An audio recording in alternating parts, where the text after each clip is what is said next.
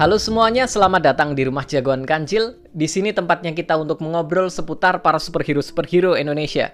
Sekarang kita akan kembali membahas tentang film Sri Asih karena kemarin akhirnya pihak Bumi Langit merilis teaser untuk film Sri Asih. Dan film Sri Asih ini akan menjadi film kedua dari jagat sinema Bumi Langit setelah film Gundala. Tapi bukan berarti film Sri Asih ini adalah kelanjutan atau sequel dari film Gundala. Enggak, film Sri Asih ini tetap berdiri sendiri.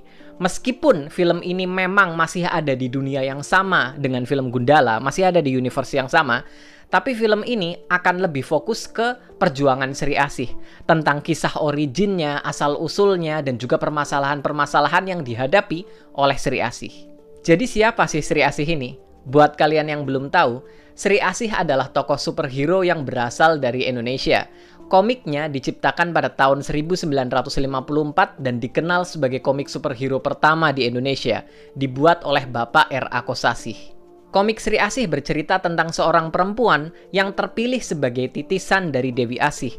Dia diberikan berbagai macam kekuatan dan diberikan tugas untuk menjaga keseimbangan dunia. Komik ini sekarang diangkat menjadi film layar lebar yang diproduksi oleh Screenplay Bumi Langit, disutradarai oleh Upi, dan naskahnya ditulis oleh Upi bersama dengan Joko Anwar. Film ini akan dibintangi oleh Pevita Pierce yang akan berperan sebagai Sri Asih. Nah, sekarang kita mulai breakdown dan juga bedah teasernya. Ada apa aja sih di teaser ini? Aku udah catat banyak hal di sini, aku sambil baca nggak apa-apa ya. Jadi, teaser dibuka dengan Christine Hakim yang sedang bercerita. Sejak permulaan zaman, ada kaum-kaum yang lebih adikdaya. Menurutku ya, kaum-kaum adikdaya ini mengacu kepada mereka, para entitas yang memang sudah ada sejak permulaan zaman.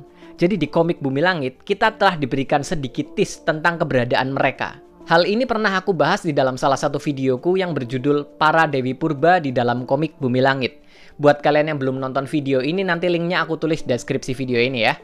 Nah, siapa aja sih para entitas yang dimaksud di sini? Salah satunya adalah Dewi Asih. Dia adalah orang yang memberikan kekuatan kepada Sri Asih.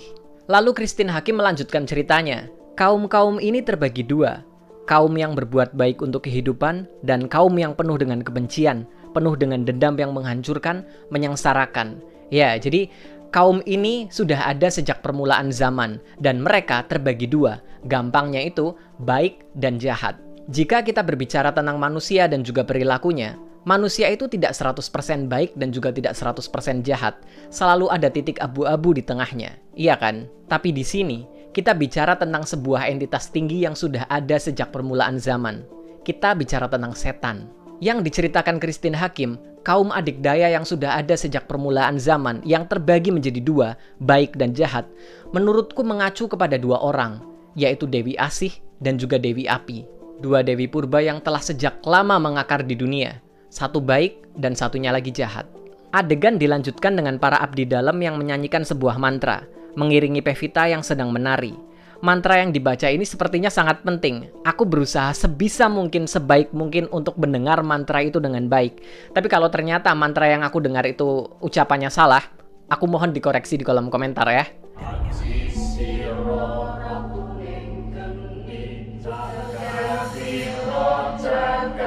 Kaum-kaum ini. Mantra yang aku dengar bunyinya Aji Siro Ratuning Geni, Jagat Iro Jagat Geni, yang artinya ilmuku ratu segala api, semestaku semesta api.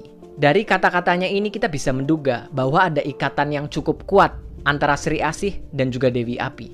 Di dalam ritual ini Pevita menari dengan khusyuk dengan hanya menggunakan kemben. Lalu kemana pakaiannya?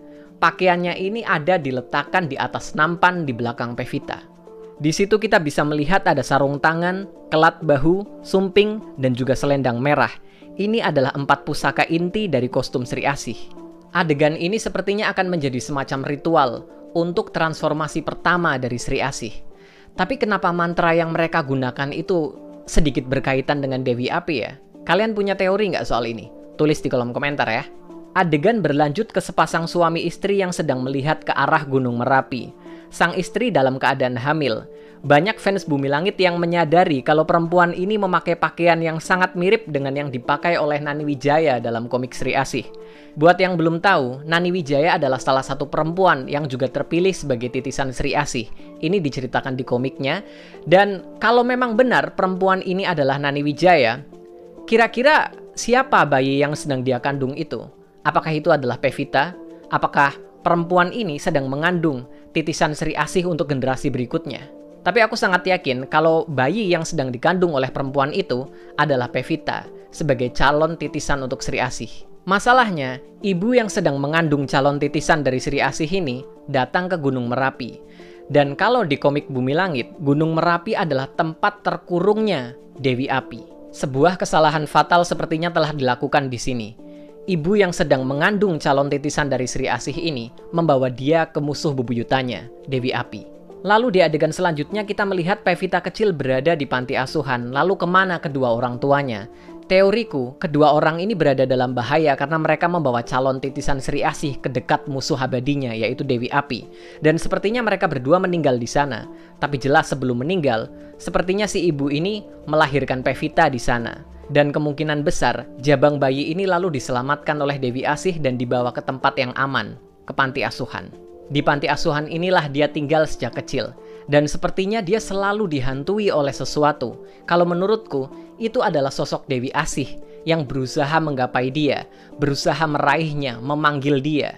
Kalau di komiknya, para titisan dari Sri Asih ini memang selalu didatangi oleh sosok gaib dari Dewi Asih. Dewi Asih ini selalu berusaha membimbing mereka untuk mengendalikan kekuatannya. Dan di salah satu adegan kita memang diperlihatkan Pevita kecil sedang berusaha untuk mengendalikan kekuatannya. Di panti asuhan, Pevita kecil tinggal bersama dengan anak-anak lainnya. Dan salah satu yang menjadi sorotan adalah anak laki-laki berkacamata yang berpelukan dengannya. Kita akan bahas anak ini lebih dalam lagi nanti. Tapi di adegan ini, sepertinya seseorang datang untuk mengadopsi Pevita kecil. Dan Pevita kecil pun berpisah dengan teman-temannya itu.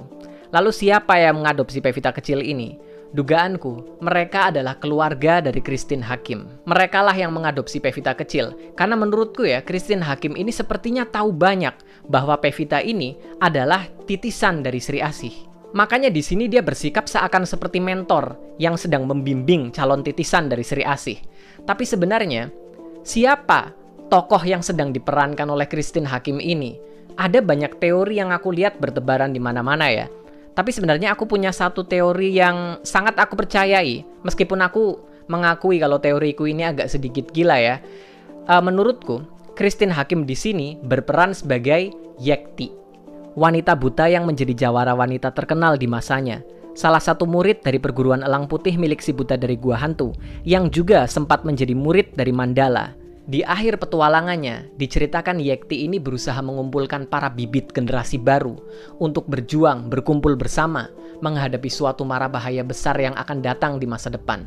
Dan jika Christine Hakim ini memang berperan sebagai Yekti, film Sri Asih ini akan terhubung secara manis kepada film Si Buta dari Gua Hantu, Mandala Golok Setan, dan juga Virgo and the Sparklings.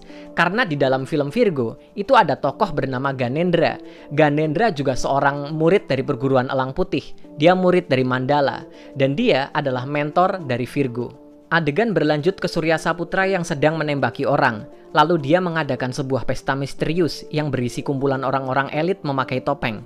Teoriku, mereka ini adalah anggota dari sebuah kelompok sindikat yang muncul di komik Sri Asih. Bisa saja mereka adalah kelompok Seribu Mata, atau juga kelompok Serigala Hitam. Dan sepertinya, mereka ini menjadi sindikat yang mengedarkan semacam obat terlarang, yang membuat para pengikutnya menjadi berangas dan juga tidak sadar. Dalam pesta ini, kita bisa melihat ada Pevita dan juga Revaldo yang ikut membaur. Kemungkinan mereka sedang menyamar dan menyelidiki perkumpulan ini. Revaldo mungkin sedang berperan sebagai salah satu pengawal dari Pevita. Kerusuhan yang disebabkan oleh kelompok ini sepertinya membuat masyarakat menjadi kacau. Dan di adegan kekacauan ini, kita bisa melihat ada Jeffrey Nicole ikut muncul, berusaha menyelamatkan orang-orang. Penampilan Jeffrey di sini mirip dengan anak kecil yang menjadi teman Pevita ketika di panti asuhan. Kemungkinan Jeffrey ini adalah versi dewasa dari anak ini. Dan aku masih memegang teoriku yang dulu, kalau Jeffrey Nicole akan memerankan tokoh bernama Tangguh alias Sembrani. Beberapa adegan lain menunjukkan Pevita yang sedang bertarung. Di dua adegan ini, dia terlihat seperti dua orang yang berbeda. Kemungkinan di salah satunya, tubuh Pevita ini sedang dikendalikan penuh oleh Dewi Asih yang merasuk ke pikirannya. Adegan lalu berlanjut ke kemunculan sang musuh utama di film ini, seorang pria bertopeng yang menggunakan sebuah liontin kalung berwarna merah. Liontin kalung merah ini bernama liontin batu setan. Dan batu setan itu adalah sebuah benda keramat yang sudah ada sejak era legenda, ribuan tahun yang lalu. Batu setan ini mampu menguasai pikiran dan juga mengendalikan penggunanya. Di adegan yang ini, kita bisa melihat ada sedikit asap tipis yang menguar dari tubuh si pria ini, mengindikasikan kalau ada sosok setan di dalamnya. Ya, jadi musuh utama di film ini sepertinya bukan sosok pria itu, melainkan batu liontin merah yang dia pakai, sosok yang berdiam, yang bersemayam di dalam batu merah itu. Dari suaranya, kita bisa mendengar sedikit suara Reza Rahadian di dalamnya. Jika benar, orang ini diperankan oleh Reza Rahadian, artinya karakter yang diperankan oleh Reza Rahadian ini, tubuhnya terjebak menjadi wadah bagi sang setan. Yang artinya, Reza Rahadian berperan sebagai dokter setan. Lalu di adegan terakhir, kita disuguhi superhero landing yang keren dari Sri Asih lengkap dengan semua atribut kostumnya. Di sini, Sri Asih sudah matang dan menguasai semua kekuatannya. Oke, itu adalah breakdown teaser dariku. Semoga aja nggak ada yang kelewatan ya. Kalau ada sesuatu yang ingin kalian tanyakan, sesuatu yang mungkin kalian pikir kelewat, kalian bisa tulis di kolom komentar. Nanti mungkin aku bakalan bahas di video-video berikutnya. Video kali ini udah cukup panjang. Terima kasih banyak buat kalian yang udah nonton. Sampai jumpa di video-videoku yang berikutnya. Bye-bye!